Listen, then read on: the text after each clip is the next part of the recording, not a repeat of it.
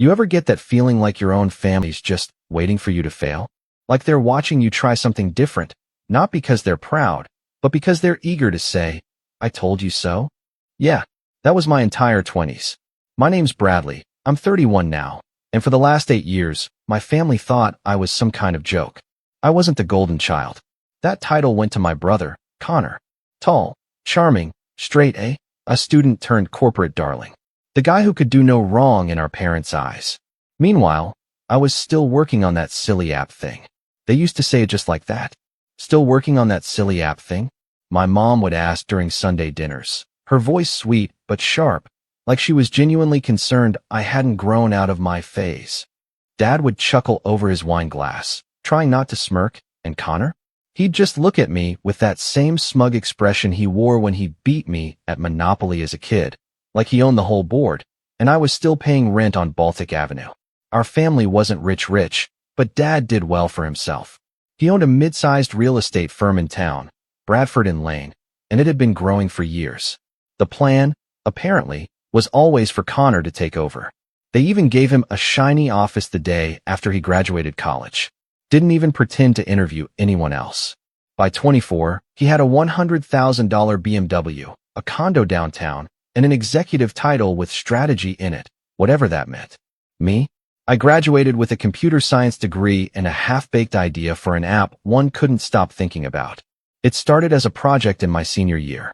A scheduling tool for freelance workers, plumbers, contractors, movers, people who constantly got double-booked or lost business because they didn't have the time or tools to manage calls, quotes, and jobs. The UI was ugly. The back end was duct-taped together. But it worked. The second I told my family I was turning down 2 job offers to build it full-time, it was like I'd just announced I was becoming a mime. "What about benefits?" my mom said. "What about a real job?" my dad added.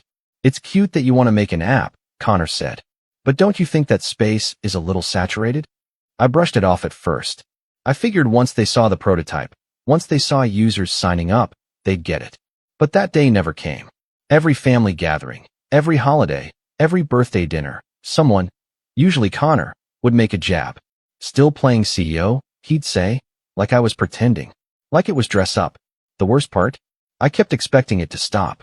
I thought maybe the first 1,000 users would impress them, or my first small business partnership, or when I moved out of the apartment I was renting with 3 roommates into a studio of my own. But it was never enough. Not when compared to Connor, who closed a deal on a 5-unit commercial building the same week I celebrated my first profitable quarter. Guess whose story dominated dinner that night? Over the years, I learned to stop bringing it up. My company, Streamline Pro, was growing slowly but surely, and I figured I didn't need their approval. But deep down, I wanted it.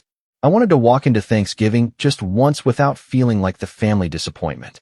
I wanted my dad to ask about my work with genuine curiosity, not polite nods. I wanted my mom to brag about me the way she did about Connor, like he was some kind of local celebrity. He was on a billboard once for the family firm. She made it her Facebook cover photo for 3 years. But that Thanksgiving, the one that changed everything, that one started the same way all the others did, with fake smiles and subtle jabs. I showed up a little late. I'd been on a Zoom call with a potential investor from London, trying to wrap it up before dinner. When I walked in, Connor was already in full performance mode, telling my cousins about his latest strategic acquisition, whatever that meant. My mom waved me in, said, "Bradley, there's some room at the far end of the table," like I was the kid who showed up late to school lunch. She didn't even ask why, just assumed it wasn't important. I took my seat next to my uncle, who immediately asked if I was still doing that tech thing. I gave my usual smile and nod, trying to keep it together. It wasn't worth it to explain. Not this year. We ate. We laughed. Well, they laughed. Connor told some story about negotiating a lease, and everyone acted like it was the most thrilling tale they'd ever heard. I tried to contribute here and there, but every time I opened my mouth, someone talked over me. It was like background noise. Bradley's talking again about widgets or something. Let's get back to Connor's commercial property stories. Then came dessert. Pumpkin pie, apple crumble, and Connor's favorite moment, the casual dig.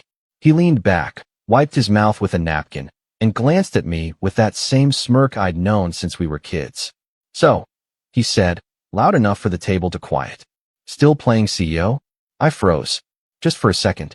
It wasn't the first time he'd said it. Wouldn't be the last. But for some reason, this one hit harder. Maybe because I was exhausted. Maybe because we just closed the biggest deal of our lives the night before. Maybe because I knew what was about to happen, and they didn't.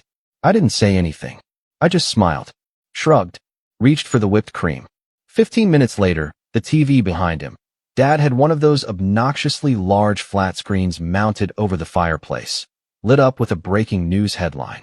Local startup acquired for $50 million. The banner read in bright red. Under it, a picture of me. My LinkedIn photo, actually. I made a mental note to update it later. Connor turned, saw the screen, stared for a beat too long. I felt my heart hammering, but on the outside, I stayed calm. My uncle nearly dropped his wine glass. My mom's hand went to her mouth. Dad leaned forward like he wasn't sure if it was real. And Connor? His face went pale. Like ghost pale. He looked back at me, blinking. Is that you? I didn't answer right away. Because this wasn't just about the money. This was about every dinner, every birthday, every holiday where I was made to feel small. Where my wins weren't wins because they didn't come with a corporate title or a leased BMW. This was about to be the moment everything changed. But before I tell you what happened next, you need to understand just how deep the disrespect ran. Because this wasn't just one Thanksgiving. This was 8 years in the making. And the worst part? They didn't even know what they had done to me. Yet, they say every straw looks harmless until it's the one that breaks your back. That Thanksgiving night, with my face glowing on the TV screen behind Connor, should have felt like victory. Like justice. But as I sat there, watching my family fumble over their reactions, some stunned, some awkwardly sipping wine, I didn't feel triumphant. I felt hollow. Like the years I'd spent clawing my way through silence and ridicule couldn't be undone by one headline. Not even a $50 million one. Connor stared at the screen like it had just insulted him personally. His jaw tightened, but he said nothing. My dad cleared his throat and tried to pivot, mumbling something like, "Well, look at that. Guess that little app turned out all right." No congratulations. No warmth. Just surprise, and maybe a bit of discomfort, like my success had disrupted the natural order of things. My mom stayed quiet. She didn't ask questions. Didn't even look at me. Just busied herself clearing plates like she suddenly remembered the dishwasher existed. That part stung more than anything. And in that moment, I realized something. They weren't proud of me. They were threatened. Because for the first time, they couldn't ignore me. I didn't need their validation anymore, and that made them uncomfortable. But that wasn't the breaking point. That came weeks later. See, after the acquisition, my inbox blew up. Reporters, former classmates, recruiters, even my old college TA. I got invited to speak at a regional startup summit. LinkedIn messages piled up from investors asking if I was working on anything new. And I was. Quietly. I'd already begun building something else. A bigger project. But that wasn't for them to know. Not yet. For the first time in years, I felt light. I stopped over-explaining myself. Stopped hoping family dinners would change. I just existed without apologizing for it. But then, the calls started. At first, it was subtle. My mom asking if I could talk to Connor about a project he's working on. Because, in her words, now that you've both found your way, maybe you could help each other out. Found my way? Like I'd been lost. Like I'd stumbled into a windfall. I politely declined. Said I was busy. Because I was. But also because I knew where this was going. Then my dad called me out of the blue. "Bradley," he said, using his serious voice, the one he reserved for talking to clients or telling me I'd disappointed him. "I think it's time you consider giving back to the family. We've all supported you through the years, haven't we?" I almost laughed. Supported me? They mocked me. Ignored me. Barely tolerated my updates. Connor once told a room full of relatives that I was the family's resident app store. They all laughed. I laughed too back then. I thought I had to. "Dad," I said, "I appreciate the sentiment, but I'm not looking to merge businesses, if that's what this is about." He paused. "It's not about business. It's about legacy. You have something valuable now, and you could strengthen the Bradford brand if you brought it under our umbrella." Our umbrella. That's what this was really about. Control. They didn't care about me building something. They wanted to own it. Rebrand it. Stick the family name on it, and pretend it had always been theirs. I said no. And that's when things got worse. At Christmas, Connor showed up in a new Tesla and made sure everyone knew it was self-funded. He practically shouted it across the kitchen while pouring eggnog. I didn't say a word, but I noticed how Dad slapped him on the back and called him a real entrepreneur. When gifts were exchanged, Connor handed me a book, How to Lead When You're Not Ready. Everyone laughed. I forced a chuckle too, but it took everything I had not to stand up and leave. That night, my cousin Daniel pulled me aside. Man, they really don't let up on you, do they? I shrugged. It's whatever. I'm used to it. He gave me a look. You shouldn't be. I went home and sat in my dark apartment for an hour before realizing I hadn't even opened the one gift I actually cared about. An email confirmation from a school I'd secretly donated $100,000 to, funding a scholarship for underrepresented tech students. I never told anyone in my family. Still haven't. It felt like the one thing I could keep for myself, untouched by their cynicism. Then came January. Connor launched a new division under my dad's company, something about digital expansion. His LinkedIn banner changed to include words like innovation lead. I rolled my eyes but didn't think much of it until someone forwarded me the press release. Bradford and Lane was apparently building a revolutionary software platform for property scheduling. The wording? Nearly identical to what I'd written in my original pitch deck 3 years ago. I blinked. Read it again. And again. They'd copied my idea. Not just the concept, the language, the structure, the target audience. Even the screenshots were eerily similar to the early prototype I'd demoed to Connor years ago when I naively thought he was showing interest. I stared at the screen, mouth dry. It wasn't a coincidence. This wasn't just petty jabs or subtle digs anymore. This was theft. I called my lawyer the next morning. He asked for every document I had. Emails, messages, timestamped files. Thankfully, I'd been obsessive about saving everything. Part of me always knew I'd need a paper trail. I just never expected it to be against my own family. My lawyer was quiet after reviewing it all. Finally, he said, "You've got a strong case. But lawsuits are messy, especially when they involve blood." I didn't file anything, not yet. I needed to be sure. I needed proof that it wasn't just Connor using a similar idea. I needed to know they'd crossed the line fully. So I waited, watched, lurked, and then it came. A month later, my friend Kyle, who used to work in my dad's accounting department before jumping to a tech startup, called me out of nowhere. "Hey man, weird question," he said. "Did you ever consult on anything for Bradford and Lane?" "No," I said slowly. "Why?" "Because I just saw a slide deck your brother was presenting at some conference. And dude, it looked exactly like your app. He even used the same slogan. Like, word for word." I asked him to send it. He did. And there it was. My tagline, lifted clean off my old marketing site. My early logo, barely modified. And in the corner, my brother's smug face, standing in front of it like it was his creation. My hands trembled as I closed the file. That was the moment it hit me. They didn't just steal my idea. They thought they could get away with it. Because I was the lesser son, the dreamer, the joke who never quite grew up. And now that I had something worth taking, they were taking it. No remorse. No apology. Just entitlement. And that was the breaking point. I didn't cry, didn't scream. I just sat there in my chair, staring at my own stolen work, knowing exactly what I had to do. But if they thought I was going to roll over like I always had, they didn't know me at all. Not anymore. Because this time, I had leverage. This time, they were going to learn what it felt like to be underestimated. And I was going to make sure the whole city saw it. But before I tell you how I got my revenge, you should know about the last phone call I ever got from Connor. Because what he said was the final nail in the coffin. Connor's last phone call came on a gray Monday morning, barely a week after I found out he'd paraded my stolen work on stage like it was his own.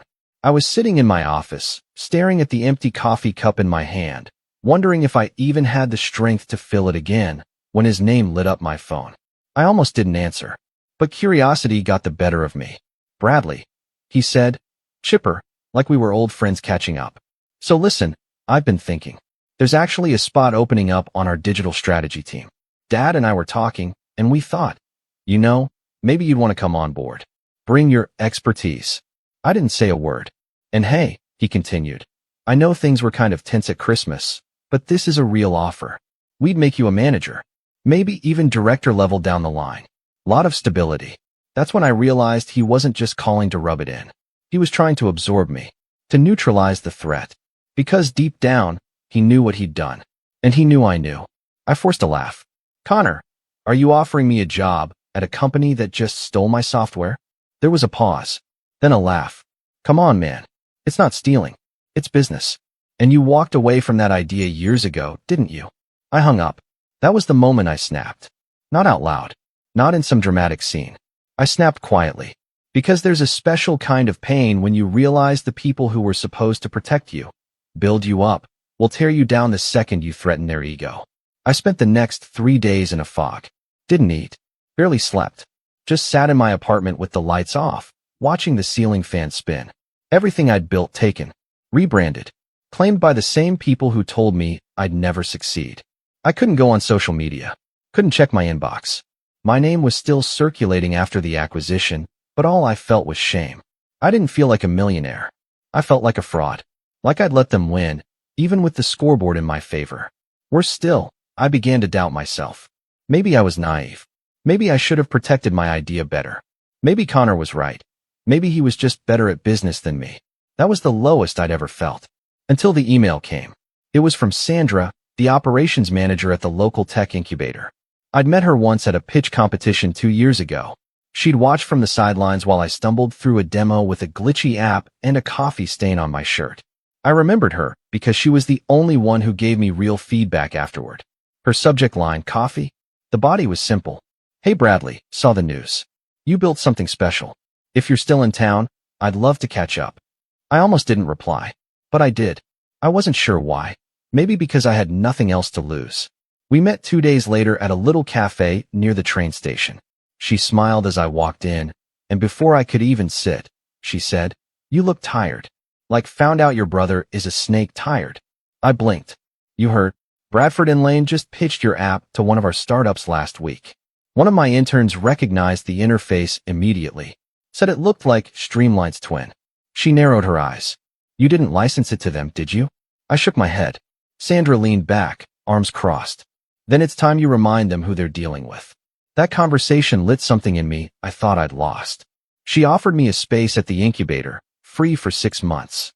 Said they had developers and designers rotating in and out all the time, and if I had another idea, she'd personally help me source talent. "You already built one success," she said. "Now build one they can't touch." That night, I went home and dusted off an old notebook. Inside were sketches for a new platform, one I jotted down back when Streamline was still in beta. It was bigger, smarter, rooted in the same space, but with a broader vision. I called it Relay. Where Streamline helped small businesses manage jobs, Relay would help them scale, automated quoting, invoicing, CRM, analytics, everything in one ecosystem. A full-stack growth engine. But this time, I wasn't going to build it alone. I started showing up at the incubator every morning at 8 a.m. sharp. Sandra introduced me to Lila, a front-end wizard who could prototype faster than I could describe the feature. Then there was Marcus, a back-end guy with a soft spot for optimization. We clicked instantly. I didn't have to explain why this mattered. They got it. And more importantly, they got me. The first few months were a grind. I poured my savings into the prototype. I slept on the couch at the office some nights. Ate too many instant noodles. There were moments of doubt, days where bugs wouldn't fix, or partners ghosted, or I woke up wondering if I was just running away from a fight instead of facing it. But every time I felt that pull, I remembered Connor's voice on the phone. "We thought you might want to come on board." And it lit a fire. We launched Relay in private beta 6 months later. 10 businesses signed up. Then 30. Then 100. This time, I didn't go chasing headlines. No press releases. No splashy demos. Just results. By the end of the first quarter, our users reported an average 27% increase in monthly revenue. Then something wild happened. One of our clients, a logistics company out of Milwaukee, wrote a glowing blog post about how Relay had saved them $80,000 in 1 quarter by automating their entire workflow. The post got picked up by a few newsletters. From there, things snowballed. Investors started sniffing around. But I wasn't in a rush. I'd seen what happened when you let money steer the ship too early. Then one day, I got a text from Sandra. "Turn on channel 9. Now." I did. And there, on the screen, was Connor, standing on a stage at some emerging business leaders summit, talking about innovation and building tools for the digital future. Behind him, a slide with my screenshots. Again, but this time, he slipped up. He mentioned specific product features that weren't public, features that only existed in my development roadmap. That's when I knew. Someone had gotten access to my original prototype files, probably when I demoed them to Connor years ago, and he'd been holding on to them, studying them, planning this for longer than I realized. But that slip-up? That was enough. I clipped the segment, sent it to my lawyer. He called me back 10 minutes later. This is gold, he said, but I wasn't ready to fire yet. Because if I'd learned anything over the last year, it was this. You don't just beat people like Connor by fighting them head-on. You outgrow them. You make them irrelevant. And then, when the whole world is watching, that's when you pull the rug. That's when you take everything. So I waited, built, watched, and the higher Connor climbed, the harder he was going to fall. But before I get to the moment where everything finally tipped, the moment where the name Bradley suddenly meant more than Bradford and Lane ever had, you need to see what happened the night my father called me again. Because that call changed everything. My father called at 7:42 p.m. on a Thursday. I remember the time exactly, not because of the call itself, but because I'd just finished sketching the first mock-up of Relay's mobile interface. I was holding the paper in my hand when my phone buzzed. When I saw Dad on the screen, I didn't answer right away. I just stared at it, thumb hovering, feeling that old familiar mix of curiosity and dread. It had been months since we spoke. Not since the Christmas jab. Not since Connor pitched my stolen idea to a room full of investors. And certainly not since I'd started quietly building something that would make their entire little empire look like a strip mall next to a space station. Still, I picked up. Hello. There was a pause, just a second too long to be normal. Then his voice, low and oddly flat. Bradley, we need to talk. I stayed quiet. He cleared his throat. It's about Connor. I sat up. He's been reckless, Dad said. He's made some promises he can't keep. Overextended. Took on a few projects that aren't materializing. I didn't say a word. I let the silence do the heavy lifting. He took a breath, probably realizing I wasn't going to rescue him from the awkwardness. Look, I know things have been tense, but this isn't just about him. It's about the firm. Your mother and I, this is our legacy. And if we don't find a way to stabilize, we could be looking at a major restructuring. Maybe even downsizing. I almost laughed. Restructuring. Corporate speak for, we messed up and now people are losing their jobs. What do you want from me? I finally asked. Another pause. Longer this time. We need a partner. Someone with vision. With credibility in the tech space. It was the most careful dance around the word you I'd ever heard. I leaned back in my chair and looked out the window. Snow had started falling, big quiet flakes against the city lights. I thought about all the years I sat at that Thanksgiving table, smiling through gritted teeth while they praised Connor's every step like he was solving world hunger. And now, with the paint still fresh on his phony tech division, he was drowning, and Dad was asking me to throw him a life vest. I'll think about it, I said. He sighed like that wasn't the answer he wanted, but he thanked me anyway and hung up. I didn't think about it. Not in the way he meant, anyway. Because that call confirmed something I'd only suspected until then. The cracks were forming. Connor had overreached. He'd grabbed for something shiny without understanding the machinery underneath. He thought stealing my blueprint would build him a castle, but he didn't know the language of architecture. He didn't understand scale. He copied what he could see, not what I knew. And now, the castle was crumbling. That night, I opened a folder I hadn't touched in almost a year. It was called Firebreak. I created it the same week Connor first posted about revolutionizing property management. It was my insurance, my pressure release valve, a backup plan in case I ever needed to burn the whole thing down. Inside were screenshots, timestamps, contracts, emails, even an early video recording of me demoing Streamline to Connor in my old apartment. His voice clearly audible asking, "Can I take a copy of this to show Dad?"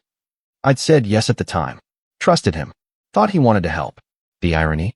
That one moment of naive trust was now the nail I'd used to shut his corporate coffin. But I didn't want to just expose him. I wanted to ruin the illusion. Not just to the public, but to the people who mattered most to him. I wanted his mentors, his investors, his LinkedIn fan club, to all realize, at once, that the Emperor had no code. So I started planning. Step 1, gather receipts. Not just of the theft, but of the incompetence that followed. I started reaching out, quietly, to a few businesses that had trialed his platform. Asked simple questions. How was the onboarding process? Was customer support responsive? Did the system perform as advertised? Most of them were polite. But one guy, a contractor named Javier, let it all spill. It was trash, man, he said. Broke twice in a week. I emailed support and got an auto reply saying they'd respond in 72 hours. 72. I run a crew of 12. That's 3 lost jobs in a weekend. I asked if he'd be willing to talk on record. He agreed, but only if I blurred his face and voice. Don't want to burn bridges, he said. But I did, and I was just getting started. Step 2. Cut off Connor's escape routes. I knew they were in talks with a VC firm, one that specialized in propping up family legacy tech. I also knew a junior partner there, Mia, from college. We weren't close, but we'd been friendly. I sent her a message. Before you sign anything with Bradford and Lane, ask yourself why their back-end code looks like it was written by a summer intern with a caffeine problem. Also, happy to chat if you want the real story. She called me the next day. I told her everything.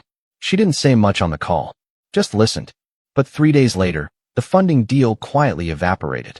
The official reason? Strategic pivot. Right. Step 3. Control the narrative.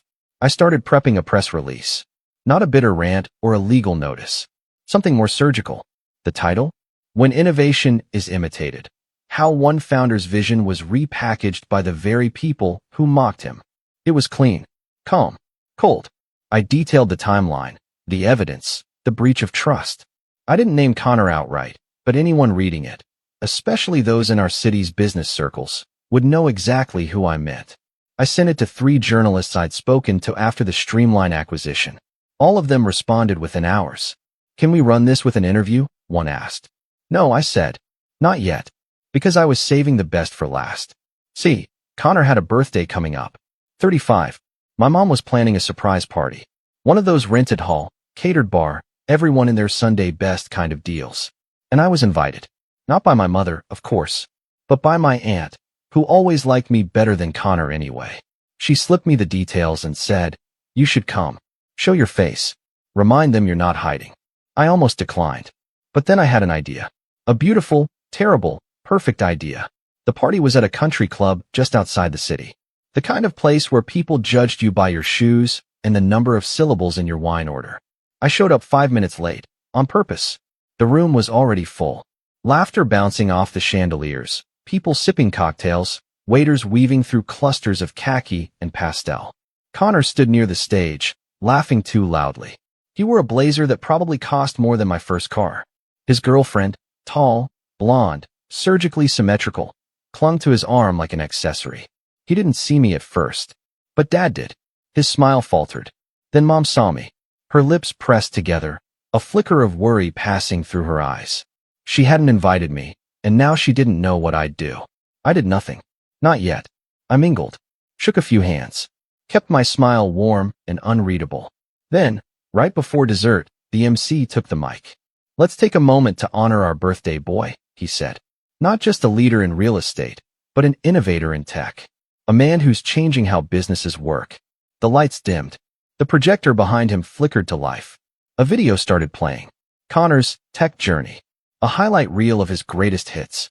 Footage from panels, fake UI mock-ups, sound bites about disruption. The crowd clapped. My dad smiled proudly. My mom looked like she might cry. And when it ended, I stepped onto the stage. Uninvited. Unannounced. Microphone in hand. Hi everyone, I said, heart hammering behind my ribs. Sorry to interrupt. I just wanted to add one more clip to the highlight reel. The projector flicked again. New footage. Me, in my apartment, demoing the prototype to Connor. Him asking, can I take a copy of this to show Dad? Me replying, sure, just don't leak it anywhere yet. Then, screenshots. Emails. The stolen pitch deck. My tagline. My interface. Gasps rippled through the crowd. And then, black screen. Silence. I looked out over the sea of frozen faces. Connor's mouth hung open. His girlfriend had let go of his arm. My dad's face was bloodless. My mom. She wasn't crying anymore. I held the mic steady. Happy birthday, Connor. I stepped off the stage. But that wasn't the revenge. That was just the invitation. Because the next day, the real show would begin. And no one was ready for what was coming. Connor didn't follow me out of the country club. I half expected him to storm after me, red-faced and sputtering, but when I looked back over my shoulder, He was still frozen in place. People whispered around him. Some avoided his eyes. A few, just a few, looked at me instead, the way you look at someone who just flipped over the table after playing the long game in silence. The damage was done, but the fallout? That was still coming. I didn't sleep that night. Not from anxiety. From adrenaline. Every moment I'd ever swallowed my pride, every family dinner I'd gritted through with a fake smile, every sarcastic jab about my silly little app, it all rushed back like a dam breaking in slow motion. For the first time in years, I didn't feel like the background character in my own story. I was the storm. By sunrise, the video I'd shown at the party had already leaked. I hadn't posted it myself. I didn't need to. Someone recorded it. Of course they did. And it made its way to Twitter, then Reddit, then LinkedIn. The caption read, "Startup founder crashes his golden boy brother's birthday with proof of stolen IP. You need to see this." It racked up 2 million views in 12 hours. My inbox was chaos. So was Connor's. But the difference? I'd been waiting for this. I had my press release locked, polished, and ready. By noon, I sent it out to every tech and business outlet within arm's reach. It wasn't angry or emotional. It was calculated. Precise. I detailed everything, complete with documentation and references. I never used his name, but everyone connected the dots. And I made sure to include a simple line at the bottom. Bradley Lane is now the founder and CEO of Relay, a platform built from scratch, without shortcuts, without handouts, and without family firms in the rear view. That last part? That was the match on gasoline. By evening, Connor was trending on Twitter. Not in a good way. Headlines swirled. Local real estate heir accused of plagiarizing brother's startup. Bradford and Lane faces tech scandal after viral birthday clip. The app war between brothers. Legacy versus vision. Then the call started. Sandra forwarded me one from a mutual contact, the VC firm that pulled out of Connor's deal a few months back. The message was short. "Glad we passed. Let us know if you need anything." 2 days later, one of Connor's biggest clients, Chamberlain Properties, publicly announced they were reevaluating strategic partnerships in light of recent revelations. And just like that, the dominoes began to fall. Connor tried to fight it, of course. He posted a statement. I knew he would. It was one of those corporate, gaslighty apologies. It's unfortunate that a private misunderstanding between brothers has become so public. I have always admired Bradley's work and hope to honor his vision by bringing similar innovation to a broader platform. Translation: I stole his idea, got caught, and now I'm trying to spin it like a tribute. The comments shredded him.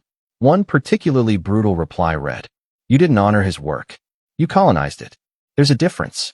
Even the city's tech publication, Startup State Weekly, ran an op-ed titled, "Why Family Business is No Excuse for Theft in Tech." My father tried to reach me again. Several times. I ignored his calls. Eventually, he sent an email. "We never meant to hurt you, Bradley. Please understand we were just trying to protect the company." That told me everything. Protect the company. Not support my son.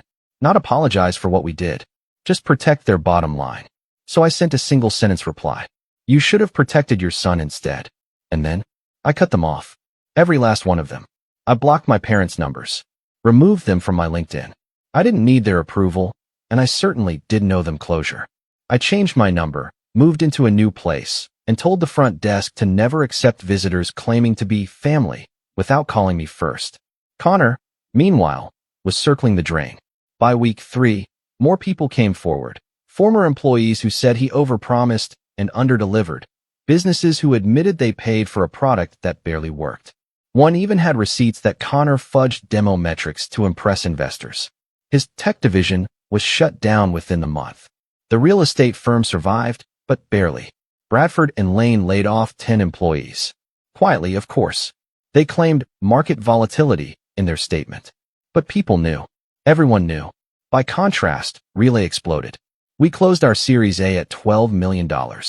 I brought on Lila and Marcus full-time and gave them equity. Sandra joined as a board advisor. And the users?